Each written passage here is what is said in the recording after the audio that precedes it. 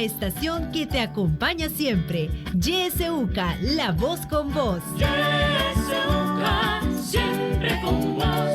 91.7, la voz con vos.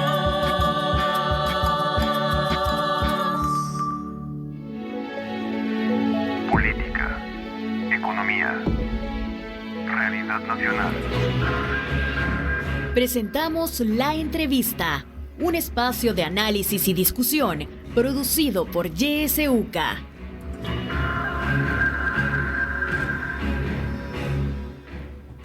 Muy buenos días, gracias por acompañarnos en el espacio de YSUCA. Este día vamos a hablar sobre un año bajo el régimen de excepción. Está con nosotros en la cabina de YSUCA David Morales, jefe jurídico de Justicia Transicional de Cristosal. Un gusto que nos acompañe, David, bienvenido. Gracias, Kenia, muy buenos días y a la audiencia que nos escucha esta mañana. Importante conocer qué es lo que ha sucedido un año bajo el régimen de excepción. Cristosal ha presentado recientemente un informe que da cuenta pues de esta situación, ¿verdad? Y lo que ha ocurrido bajo este régimen de excepción, donde se muestra una serie de violaciones a derechos humanos que se han cometido durante este año. En términos generales, David, ¿qué refleja este informe presentado por Cristosal a un año del régimen de excepción? Bueno, estamos presentando el resultado de una verificación que hemos realizado por más de un año. Ya son 13 meses bajo régimen de excepción.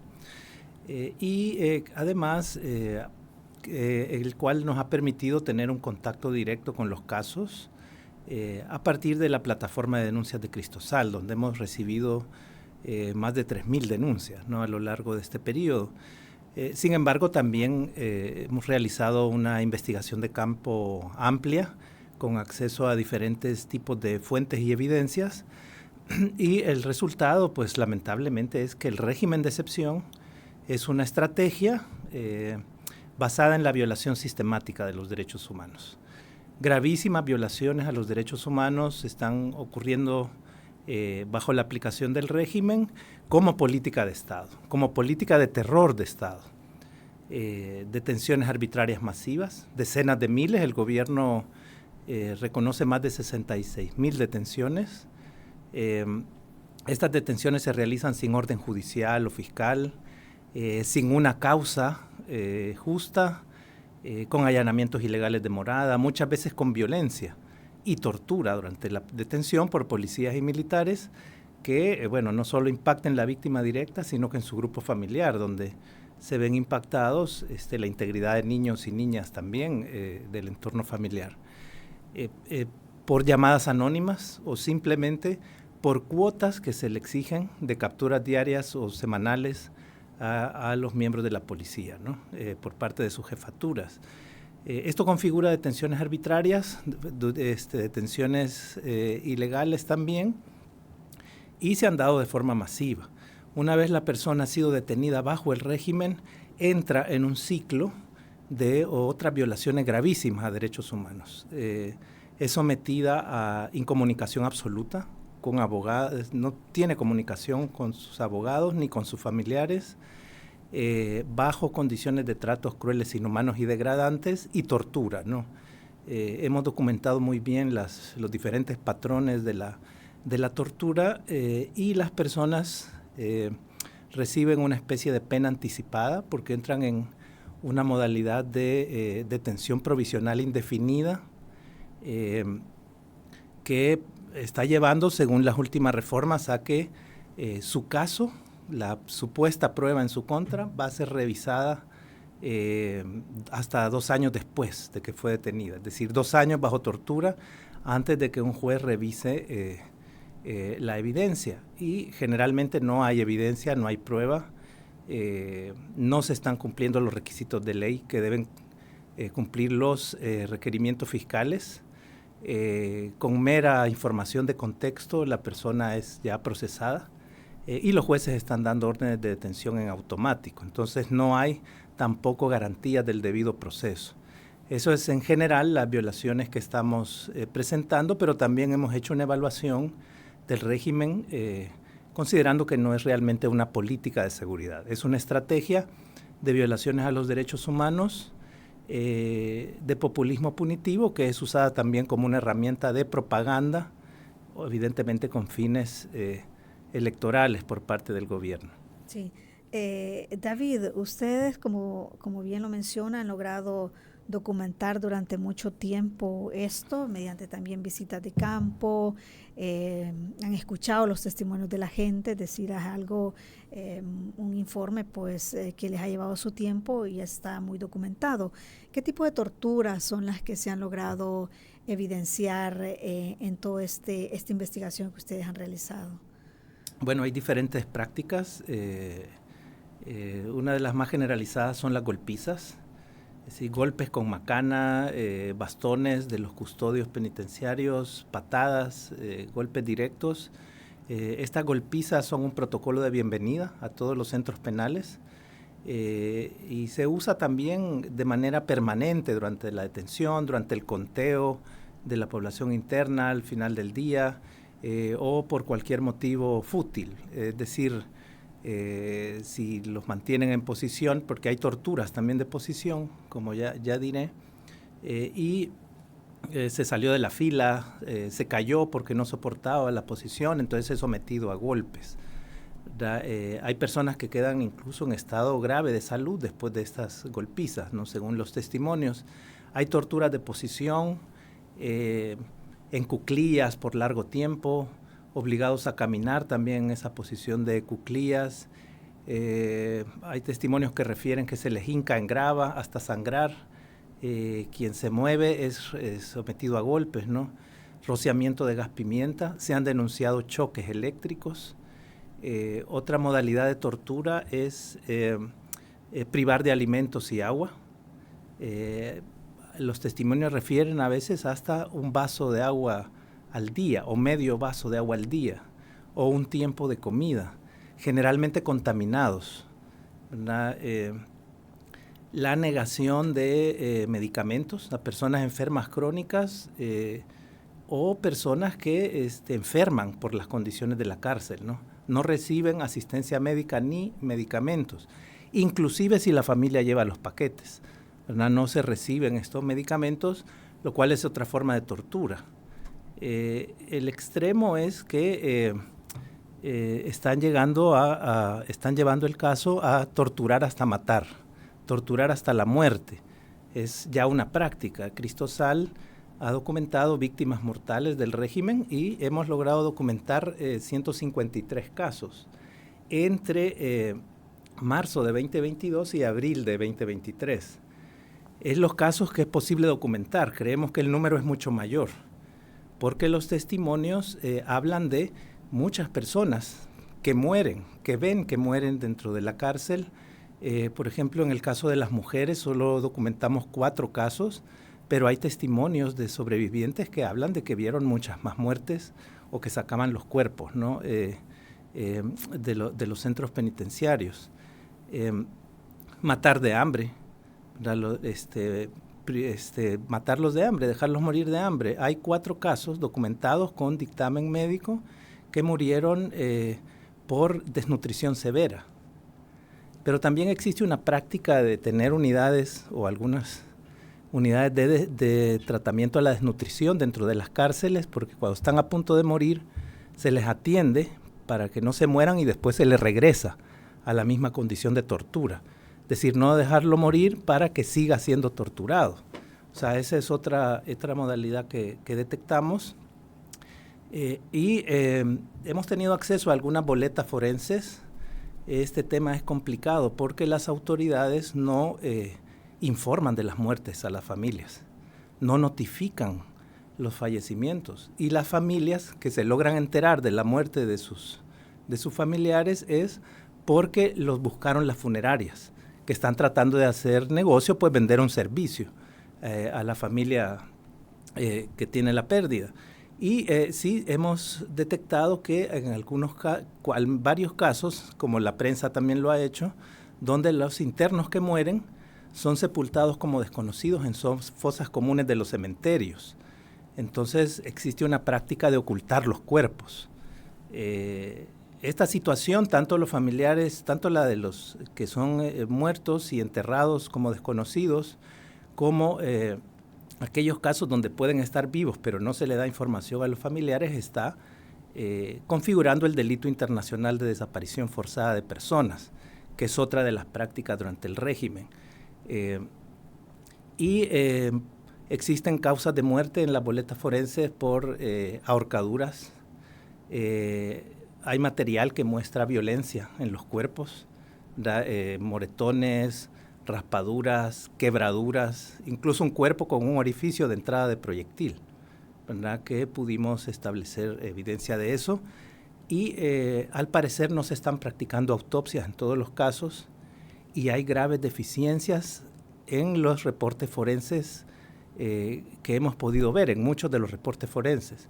Es decir, que no se establece con claridad la causa de la muerte ni se describen las lesiones, lo cual es una preocupación muy grande, porque si medicina legal, los forenses están presionados para no documentar la tortura, ya es un nivel no de manejo del tratamiento de los casos destinado a la impunidad, como ocurría con las prácticas forenses en el conflicto armado.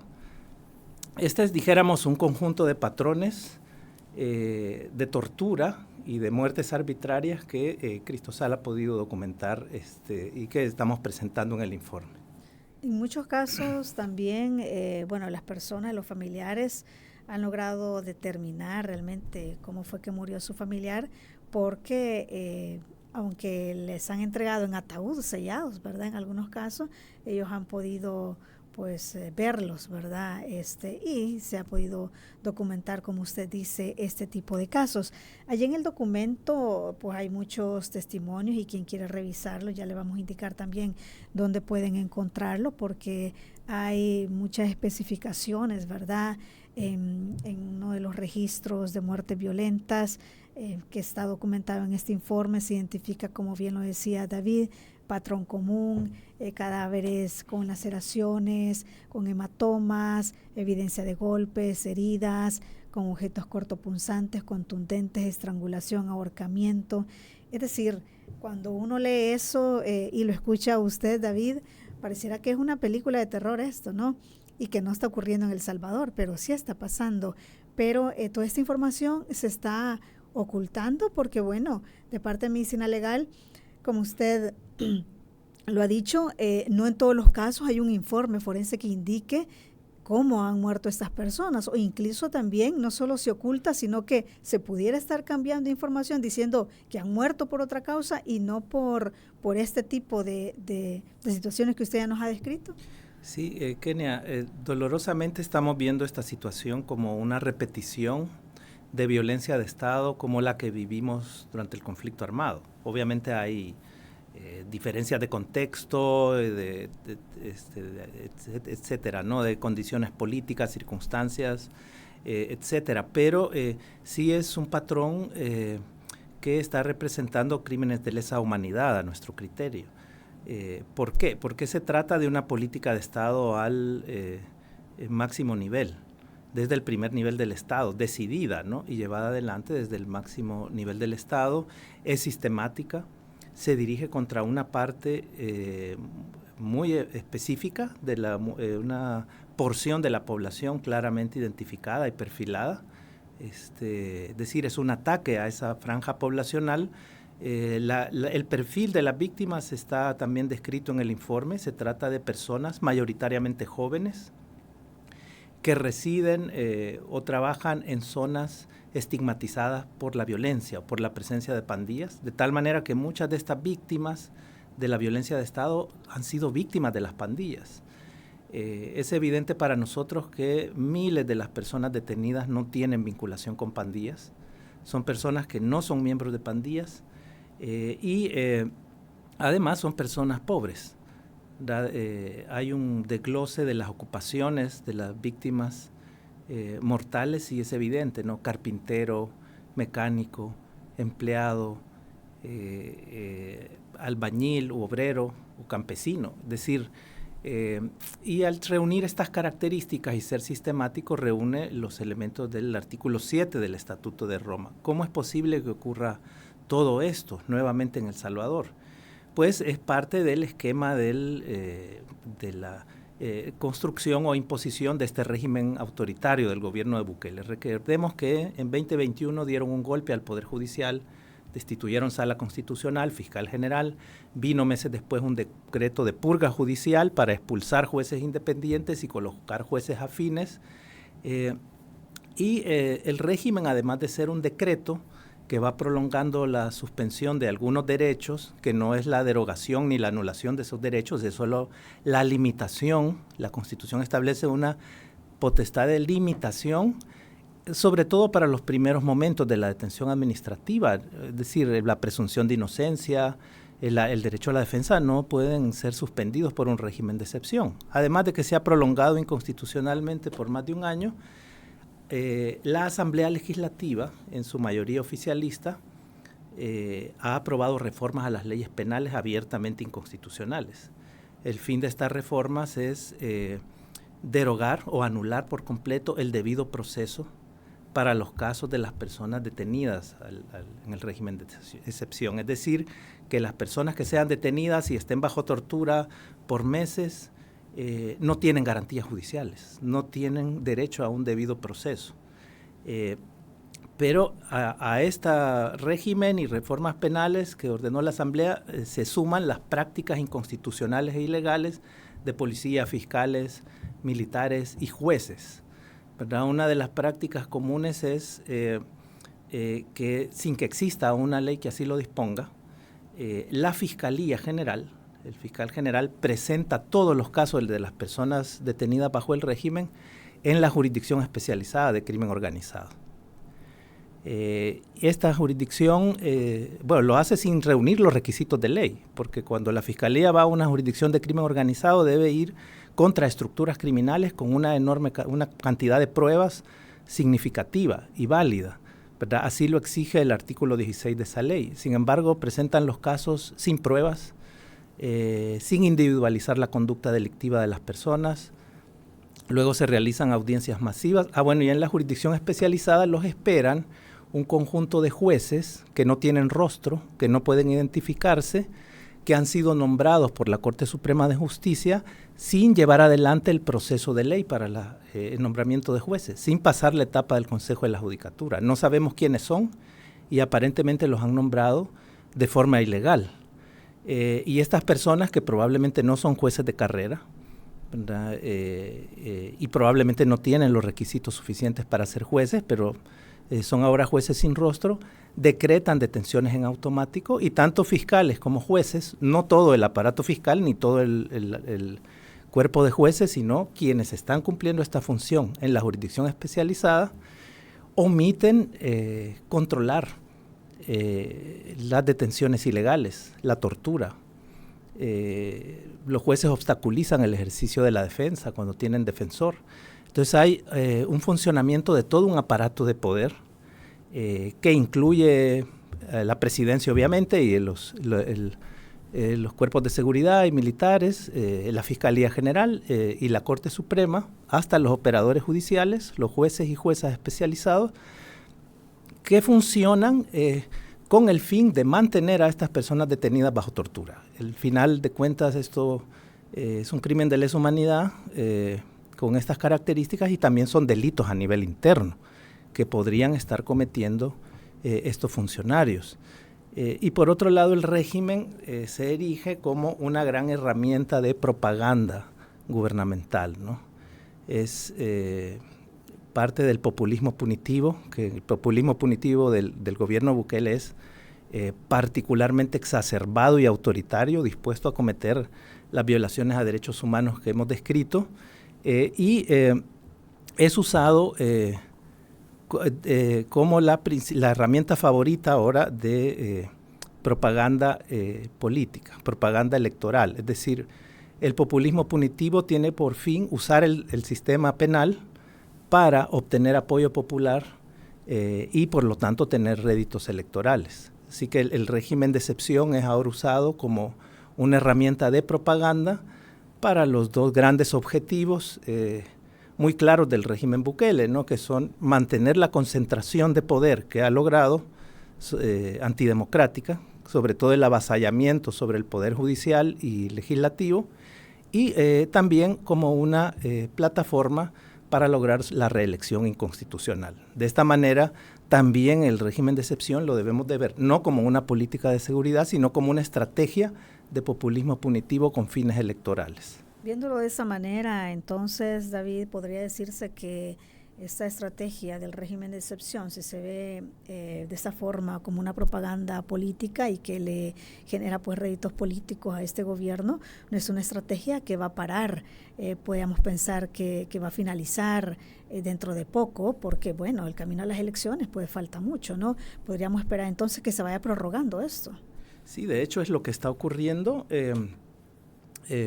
Sin justificaciones legales ni constitucionales, ¿verdad? Ya la Constitución es muy clara al decir que un régimen de excepción dura 30 días. Deben haber motivos excepcionalísimos para que se pueda prolongar más de 30 días. La Sala de lo Constitucional en su jurisprudencia, y una jurisprudencia que data de muchos años atrás, había sido clara, que la alza de homicidios, que la situación de delincuencia no podía utilizarse como un fundamento válido para ordenar un régimen de excepción. El régimen de excepción está para otras emergencias constitucionales, que no es el alza de homicidios, como todo fenómeno delincuencial, debe enfrentarse desde políticas integrales y la institucionalidad ordinaria del Estado. Sin embargo, se sigue prolongando de manera inconstitucional contra los estándares también internacionales que regulan este tipo de poderes de emergencia, y ya los relatores de la ONU, sobre todo la relatora para la protección de los derechos humanos en la lucha contra el terrorismo, ha sido muy clara en que se está abusando de estos poderes de emergencia en El Salvador, y ha llamado a no seguirlo prolongando.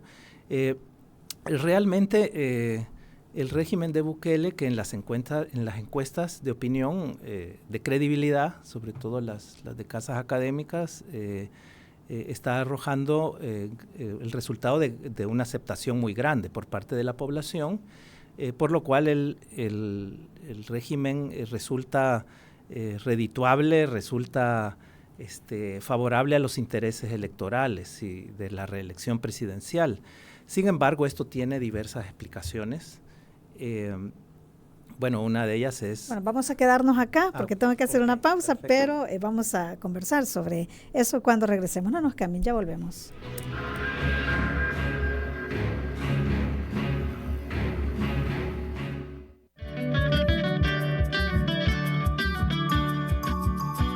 Somos la estación que te acompaña siempre. YSUCA, la voz con vos. YSUCA, siempre con vos. 91.7, la voz con vos.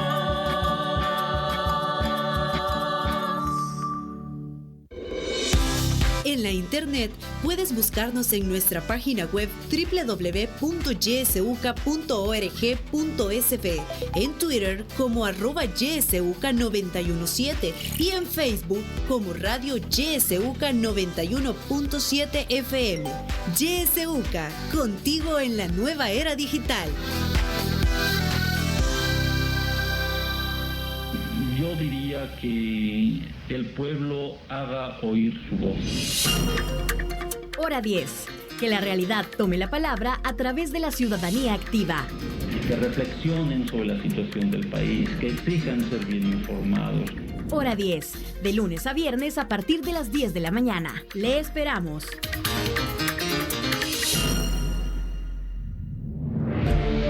Sintoniza Radio YSUCA en el 91.7 del FM. La voz con vos.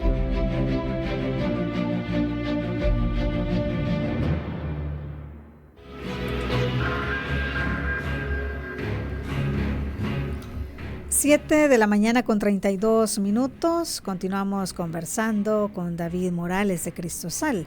Un año bajo el régimen de excepción, un poco más de un año ya, y sobre este informe de Cristosal. Antes de irnos a las participaciones, quisiera que concluyéramos esta idea en la que nos habíamos quedado. David, ¿cómo es que las personas pues siguen aceptando, verdad? Y el presidente Bukele continúa teniendo ese tipo de respaldo y aceptación, ¿no?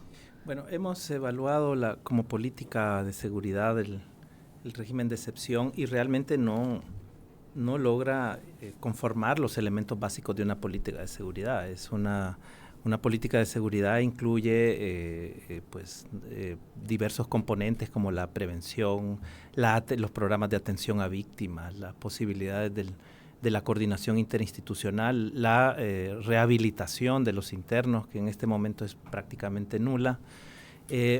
Y se trata nada más de una estrategia punitiva, simple, porque además no está basada en la investigación científica ni en la investigación criminalística policial, sino en detenciones masivas, y no es ninguna propuesta nueva, ¿verdad? El manodurismo y el populismo punitivo han sido constantes en El Salvador desde la firma de los acuerdos de paz, y contemos para atrás toda la historia de regímenes militares, violaciones a derechos humanos, crímenes de lesa humanidad, impunidad, etcétera. Lo que ocurre con el régimen Bukele es que está ejerciendo un populismo punitivo muy autoritario, dispuesto a violentar masivamente los derechos humanos y además sin los controles ni los contrapesos del Estado de Derecho que ha anulado el mismo gobierno Bukele con su concentración de poder.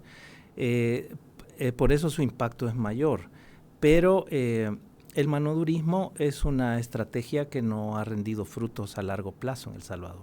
Venimos desde las manos duras, super manos duras, tolerancia cero, guerra total en el 2015 en el gobierno de Sánchez Serén, y al final esto estallaba en más derramamiento de sangre y violencia. Las personas sometidas a la violencia atroz también de las pandillas por años, ante este tipo de políticas populistas con mucha propaganda, de guerra contra las pandillas, etcétera, obviamente afectada, golpeada por la violencia, siente una esperanza de seguridad. Y ahora que las pandillas al parecer están mutando a modalidades más clandestinas de operación y quizás modalidades más sofisticadas de crimen organizado y no se ven en las calles, pues obviamente esto genera aceptación. Pero también ha sido tan prolongada nuestra historia de abusos a los derechos humanos, regímenes militares y luego manos duras y populismo punitivo, que la violencia estatal está normalizada. Y como ha demostrado una reciente encuesta, una de las más recientes del UDOP, de la UCA, la población desconoce sus derechos. Entonces además todo el poderoso aparato de propaganda electoral del gobierno Bukele está orientado a la exaltación del régimen y al ataque de las voces críticas que se eleven desde la prensa, desde las organizaciones de derechos humanos, la oposición política, y los efectos de esta propaganda también impactan. Sin embargo, esta encuesta del UDOP a la que me refiero deja muy en claro, y también hay otras como la de Fundaungo, que dejan muy en claro que la población sí quiere seguridad, pero no quiere violaciones a derechos humanos. Las mismas personas, en proporciones similares a la aceptación, también desconocen cuáles son los derechos que se ven afectados. Una vez se les pregunta, no quieren ver afectados sus derechos humanos, no quieren detenciones sin orden judicial, no quieren detenciones indefinidas, no quieren tortura. Esto es lo que han dicho las encuestas, de tal manera que creo yo que la aceptación también tiene todas estas explicaciones y por lo tanto es una burbuja, ¿verdad? Una burbuja de propaganda que no es sostenible en el tiempo, me parece. Sí, vamos a dar espacio a la participación. Recuerda nuestro número de WhatsApp, habilitado siempre, 7571-2779, y nuestros números de cabina también. Tenemos ya una llamada en línea. Buenos días. Aló, buenos días. Buenos días. Un saludo ahí a David Morales. Totalmente de acuerdo, David, con tu análisis. Este régimen de excepción está totalmente diseñado para la gente del Salvador del mundo para abajo, para la pobrería, la que no importa. Yo digo, este señor Bukele dice que es una guerra donde está el otro ejército. Ahí están dotando al ejército con carros blindados. ¿Dónde está el otro ejército? Dicen que se están reagrupando. ¿Dónde está la inteligencia? Yo lo que le diría a este señor, porque mañana va a dar como que es la gran panacea esto del régimen de excepción y que ha aniquilado las pandillas, que se acuerde de Munguía Payés. Así mismo llegaba a la Asamblea Legislativa con helicópteros francotiradores. Ya le dieron 18 años. Bukele, te va a pasar lo mismo. Va a salir el sol y se va a dar cuenta la gente en realidad todas estas atrocidades. Yo lo comparo con 1932, con las masacres de campesinos que hizo Martínez y que era el dueño del mundo. El karma no perdona y va a alcanzar a Bukele. Tiene muchas muertes en su conciencia, que esos muertos le van a gritar justicia. Dentro de unos 5 o 10 años, Bukele va a estar igual que Munguía Payés y va a seguir a la cárcel. Pasen buenos días. Muy buenos días, gracias por participar. Tenemos más mensajes. Buenos días, dice a su invitado, darle las gracias por toda esa información tan importante, tanto dentro y fuera de nuestras fronteras. Como una salvadoreña viviendo en el extranjero y pensando regresar a mi país, debo decir que es preocupante, pues viví este escenario en los años 80. Gracias de nuevo por esta valiosa información. Nos escribe Ana desde Vancouver. Buenos días, pregunta. Ahora que se están dando capturas ilegales a individuos con ciudadanía extranjera, ya que no hay justicia en El Salvador, ¿no se podrían poner demandas judiciales en cortes norteamericanas para ir investigando y al final condenando a los malhechores actuales? La información disponible hoy es mucho mayor que durante la guerra, nos dice otro de los mensajes.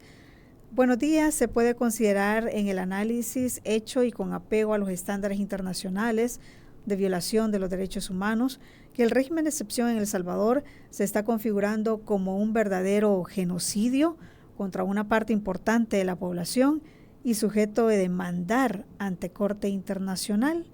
Tenemos un audio también, vamos a escuchar.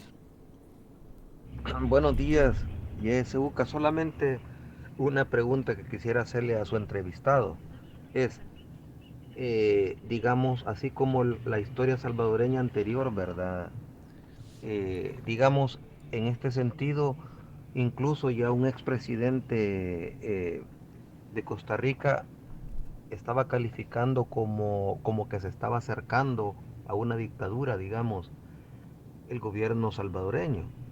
Entonces, en la historia anterior, digamos, reciente, salvadoreña, llegó un momento en que el pueblo pues ya fue sumamente afectado por las medidas y las políticas de los gobiernos en ese tiempo.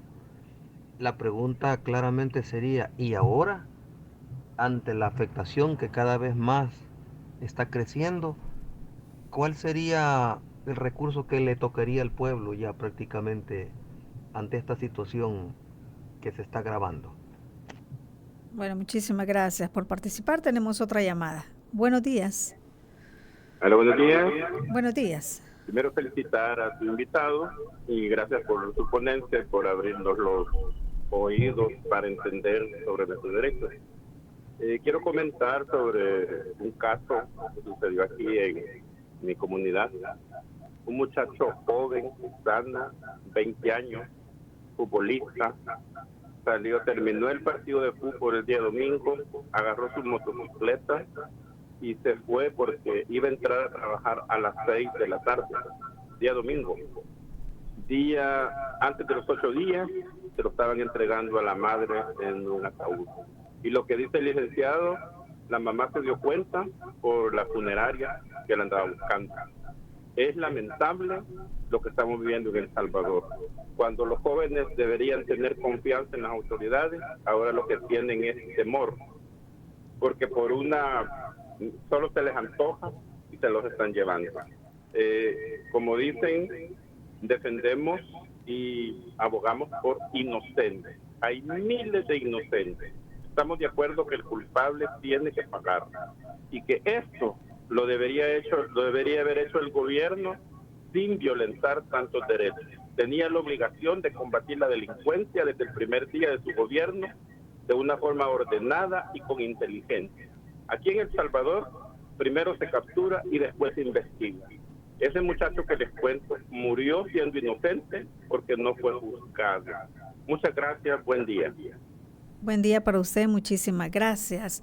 Otro mensaje dice, claro que la prolongación constante del régimen, ya no de excepción, sino de violación sistemática de derechos humanos, es propagandístico. Esta gente hace propaganda electoral hasta cuando duerme, nos dice Neto Sánchez. Tenemos otra llamada. Buenos días. Buenos días, ¿le escuchamos? ¿Aló? Sí, le escuchamos. Buenos días. Bienvenido el señor Morales, el licenciado. ¿Cómo añoré su estadía en derechos humanos cuando él estuvo? Pero como la gente es inestable, quiere lo mejor y lo mejor y lo mejor, y por andar escogiendo escoge lo peor, lo que tenemos ahorita. Mire, licenciado, ¿de qué sirve poner una persona más representando los derechos humanos? Entonces esa muela que tenemos de mujer allí en derechos humanos, ¿para qué nos está sirviendo? Solo para hacer una mercancía del gobierno, porque no ha hecho absolutamente nada. Las madres de los presos, de los que no saben nada de ellos desde hace 3 años, han abocado ¿Aló? Le escuchamos, sí. Se han abocado hacia ella y fíjense que no ha hecho absolutamente nada. ¿Y de qué sirve poner otro más en derechos humanos si la ley de excepción es la que tiene todo el derecho de matar, en la cual le ha añadido este gobierno, ha añadido esa pena de muerte? Si en El Salvador ya hay pena de muerte. Y fíjense que de qué sirve también que ha erradicado en las calles, dice él, porque ahorita policías están matando entre ellos mismos. Entonces, de qué ha puesto en las calles ya no hay muertes, dice él, y no hay pandillas, pero las ha pasado a las cárceles, ahí es donde están haciendo las matanzas. Por lo tanto, yo le digo que es un mentiroso, porque cuando puso en las cárceles dijo que había puesto a todas las pandillas revueltas, juntas, la MS con la 18, y es un mentiroso porque se hubieran matado entre ellos. Entonces, ahorita le voy a decir lo último, el otro ejército de él, ¿sabe a dónde está? En la mega cárcel. Haya pasado a los distinguidos, y las matanzas están ahora en los penales mugrosos que acaba de dejar. Muchas gracias y feliz día. Feliz día, muchísimas gracias. Tenemos otra llamada en espera. Sí, buenos días. Aló, buenos días. Buenos días. Mire, yo creería un poco más de este ataque a las pandillas si viera oligarcas, burgueses, evasores, elusores presos. Aquí se calcula en una millonada el dinero que se va, que se pierde, que está en paraísos fiscales. El problema del país es de miseria. La gente debe tener claro de que mientras haya miseria vamos a tener problemas. La solución no es meter preso a todos los salvadoreños. Al final, ¿quién le va a echar llave a la prisión? Si nos meten a todos. Entonces, debería de ir a la par un programa de inversión social en la gente. Yo no veo esa política de inversión social en la gente. La pobreza sigue, los salarios bajos siguen, la gente sin vivienda, la gente sin salud. Cuando todo eso se ataque, ese va a ser un Estado fuerte. Ese es un Estado fuerte, un Estado que atiende a su población en sus necesidades más elementales. El Estado fuerte no es policía y Fuerzas Armadas, y por eso ya pasamos. No, en el 92 se firmó la paz que se le puso fin a 60 años de militarismo. Y si retrocedemos, tenemos 190 años de falsa independencia. Entonces, que no nos den a tol con el dedo. Eso no es un Estado fuerte, eso no es seguridad. La seguridad ciudadana es un concepto más amplio. Muchas gracias, pasen buen día. Muchísimas gracias por participar. Dice otro mensaje, justifican el régimen para torturar a la gente pobre. Los liberados dicen que cuando llegaron a los centros penales los recibían con golpes de todo tipo y les decían cortesía de Nayib. Buenos días, saludos a YSUCA y a su invitado, excelente entrevista, gracias por mantenernos actualizados de los hechos que sí son de interés para la población. Esta noche oscura tendrá su final y toda la justicia caerá sobre los culpables, nos dicen. Tenemos otro audio. Buenos días, Radio UCA. En realidad está muy bonito el programa. Felicito a la que lo conduce y al que está exponiendo. Pero yo me hago miles de preguntas cada día que yo oigo los programas. La gente analfabeta, la gente que no entiende, es más que la gente que entiende y ve a la gente que está sufriendo cada día. Y me preocupo por qué tiene esa popularidad Bukele, si está haciendo tanto daño. Juntando los dos presidentes, Arena y el FMLN, creo que está dañando más a la población. Pero la gente no entiende, se enfoca en el frente, el último presidente que tuvimos. Cuando Bukele ya no esté en el poder, se van a dar cuenta que no era la cara del niño bonito ni el corazón de oro que dicen tenerlo. Pero sí es preocupante, ¿verdad? Y yo quisiera que la gente entendiera, abrirle el cerebro y que entendiera el daño que nos está haciendo. Y estoy segura que se va a reelegir y va a estar igual que Nicaragua, vamos a estar igual que Nicaragua. La gente no piensa, no tiene corazón. Y sí es preocupante la situación del presidente, ¿verdad? Sí, lo único bueno es que la gente no está pagando renta, es lo único bueno. De ahí se robó muchos fondos, con las pensiones, pues hizo daño, ¿verdad? No aumentó el salario mínimo, etcétera, etcétera. Pero sí es preocupante esta situación. Bueno, muchísimas gracias. Damos paso a otra llamada, la última llamada. Buenos días. Hola, buenos días. Buenos días. Sí, primero felicitar por el excelente programa y también, bueno, yo quiero hacer recordatorio también porque el problema de los salvadoreños a veces es que tenemos una memoria tan corta en este tipo de cuestiones políticas.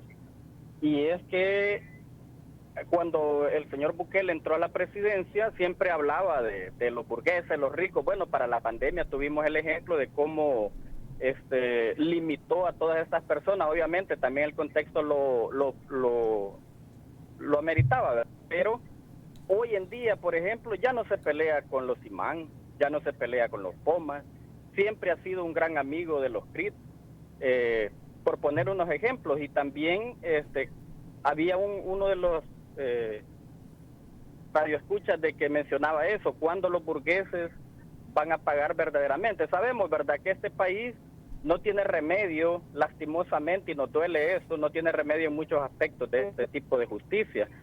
Pero el régimen, obviamente después del la prórroga que se dio de la segunda ocasión, ya no era excepción, ¿verdad? Se volvió permanente, algo que es totalmente contrario a la ley y a la Constitución principalmente, que es la que regula este tipo de actividades. Entonces, es cierto, para cuestiones electorales la seguridad le va a dar buena publicidad y todo, ¿verdad? Y aparte de las millones que se están gastando en publicidad, pero a la larga también se va a pasar la factura, el costo de la vida y todas las atrocidades que se han cometido y se siguen cometiendo en este régimen, porque no es desconocido para la población.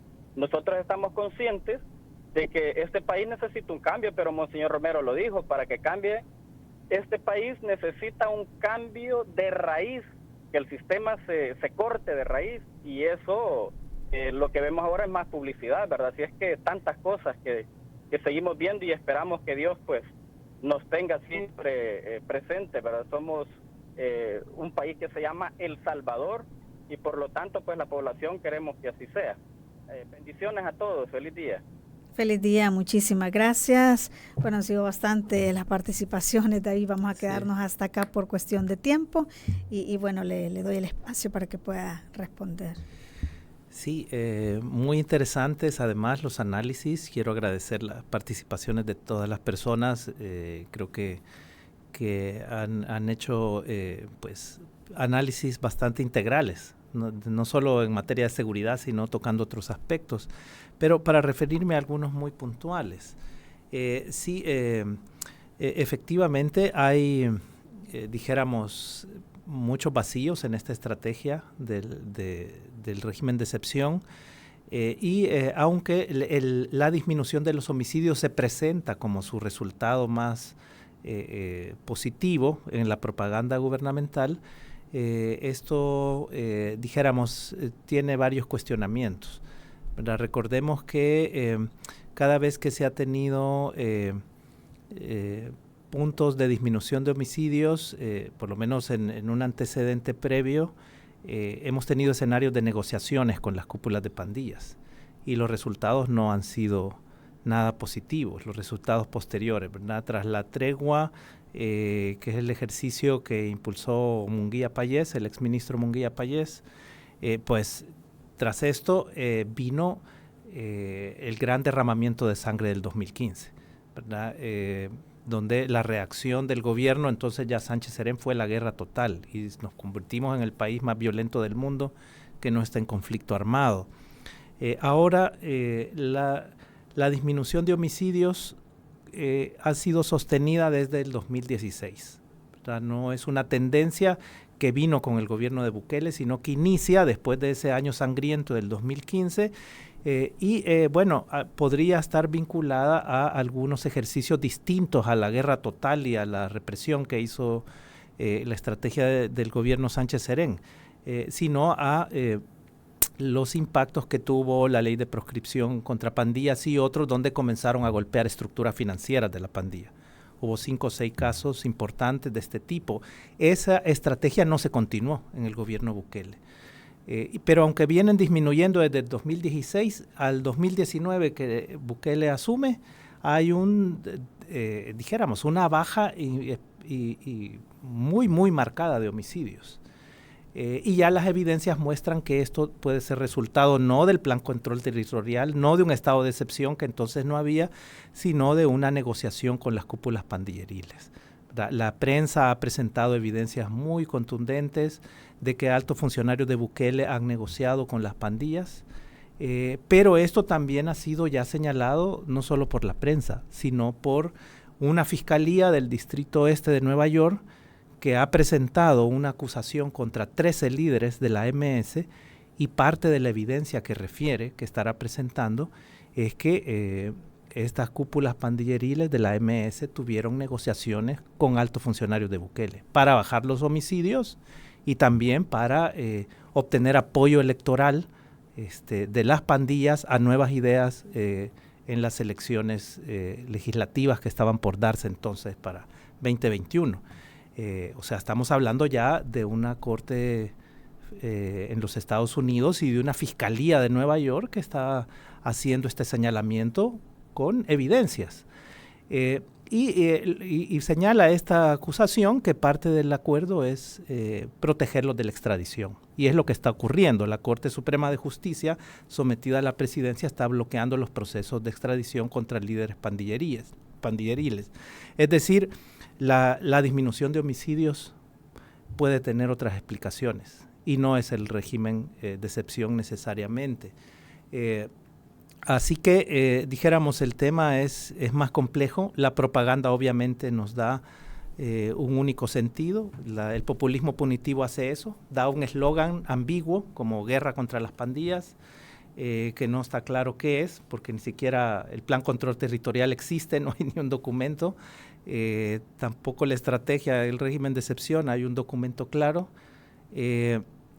Pero dijéramos este tipo de eslogans o propaganda trata de dividir a la sociedad en buenos y malos, los pandilleros y sus amigos, el gobierno como los malos, el gobierno y la población honrada, los buenos, lo mismo que hizo Francisco Flores con la mano dura, y sobre la división y el discurso de odio, ¿verdad? Trata de obtener respaldo popular. Esa es, dijéramos, la estrategia típica de la propaganda de los populismos punitivos, y este gobierno lo hace exitosamente invirtiendo millones del erario público en una cifra que no conocemos porque ahora es secreto. Y quiero finalizar señalando otra arista, que el régimen de excepción está siendo usado como excusa para evadir los estándares de la Ley de Adquisiciones y Contrataciones Públicas, la LACAP.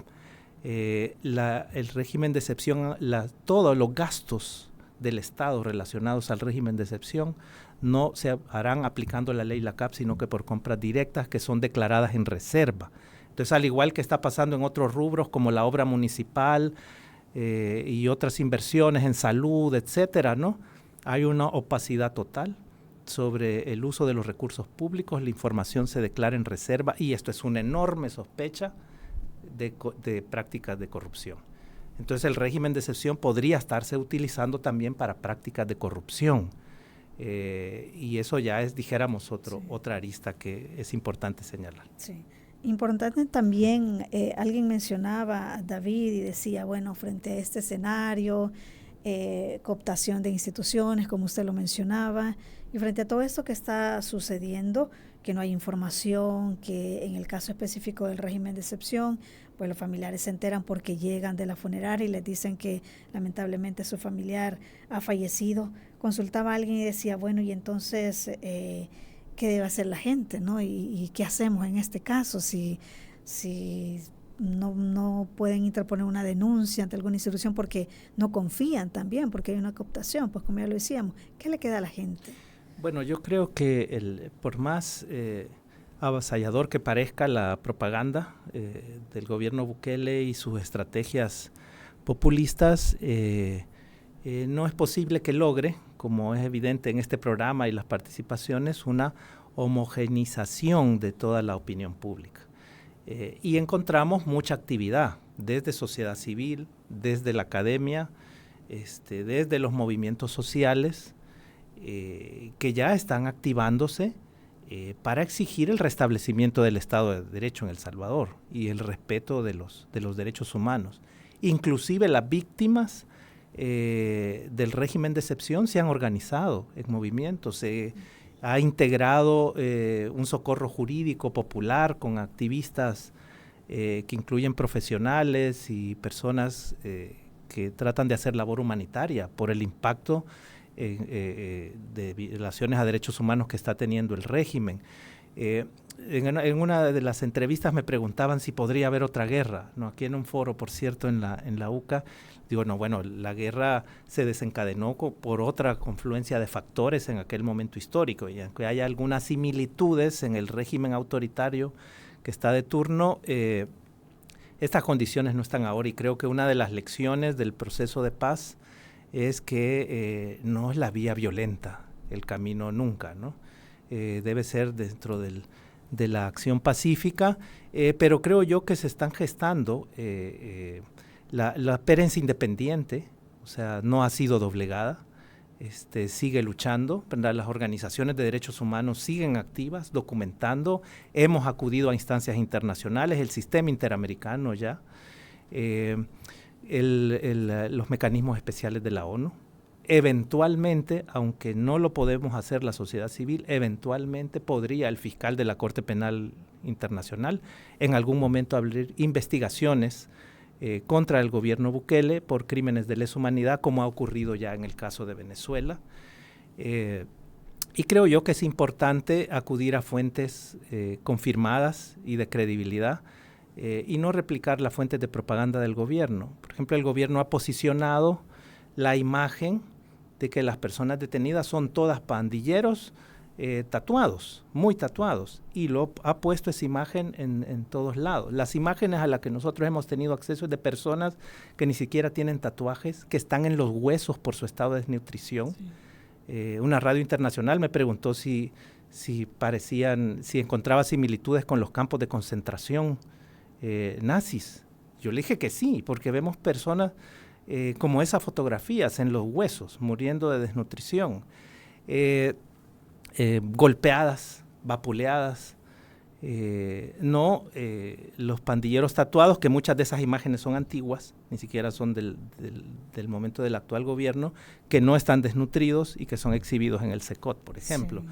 Sí. Creo yo que la desinformación ha comenzado a tener grietas, la desinformación de la propaganda gubernamental, y creo que en ese sentido debemos seguir participando en los programas de opinión, en los movimientos sociales, y aportando desde nuestra comunidad a generar conciencia y a dar información objetiva de lo que está ocurriendo. Claro, y como medios también tenemos esa responsabilidad de continuar informando y tocando esos temas, y ese es justo el objetivo de la entrevista de Radio YSUCA. Muchísimas gracias, David, por haber estado con nosotros. Gracias a usted también por su participación, muy importante para nosotros. Que tenga un excelente día. Gracias. Esta fue La Entrevista. Te invitamos a que no te pierdas nuestra próxima emisión.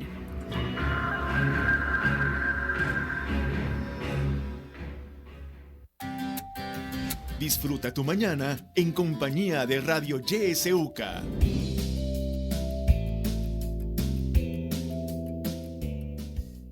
¿Ya has pensado cómo sería el mundo sin tu luz? Sin la luz de cada uno de nosotros.